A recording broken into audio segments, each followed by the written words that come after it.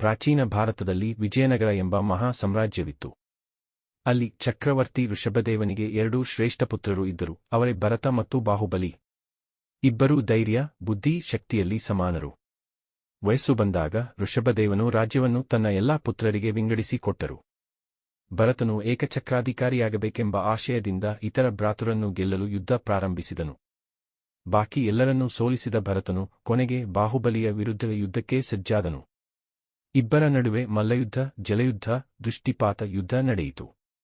ಎಲ್ಲಾ ಯುದ್ಧಗಳಲ್ಲಿ ಬಾಹುಬಲಿ ಭರತನನ್ನು ಗೆದ್ದನು. ಆದರೆ ಅತಿಶಕ್ತಿಶಾಲಿಯಾದ ಬಾಹುಬಲಿ ಕೊನೆಗೆ ತನ್ನ ಸಹೋದರನನ್ನು ಕೊಲ್ಲದೆ ತಪಸ್ಸು ಮಾಡಲು ನಿರ್ಧರಿಸಿದನು. ಶಸ್ತ್ರವನ್ನು ಬಿಟ್ಟು ಬಾಹುಬಲಿ ಸಕಲ ಭೋಗಗಳನ್ನು ತ್ಯಜಿಸಿ ತಪಸ್ವಿಯಾಗಿ ಜೀವನ ಮಾಡಲು ತೀರ್ಮಾನಿಸಿದನು. ಬಾಹುಬಲಿಯ ತಪಸ್ಸು ಮುಂದುವರೆದಂತೆ ಕಾಲಕ್ರಮೇಣ ಅವನ ದೇಹದ ಮೇಲೆ ಕೊಂಬೆಗಳು ಬೆಳೆಯುವಷ್ಟು ಶಿಸ್ತಿನಿಂದ ನಿಶ್ಚಲನಾಗಿ ಇದ್ದ. ನಂತರ ಜೈನ ಮುನಿಗಳ ಮಾರ್ಗದರ್ಶನದಲ್ಲಿ ಮೋಕ್ಷವನ್ನು ಹೊಂದಿದನು. ಈ ಘಟನೆ ಭರತನ ಮನಸ್ಸಿಗೆ ತೀವ್ರ ಪ್ರಭಾವ ಬೀರಿತು.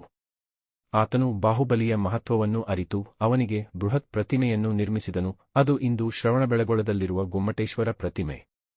ಈ ಕಥೆ ಧರ್ಮ, ಸಹೋದರ ಪ್ರೀತಿ, ತ್ಯಾಗ ಮತ್ತು ಆತ್ಮಜಯದ ಸಂಕೇತವಾಗಿಯೂ ಜೈನ ಧರ್ಮದ ಮಹಾನ್ ಆದರ್ಶಗಳನ್ನು ಪ್ರತಿಪಾದಿಸುತ್ತದೆ.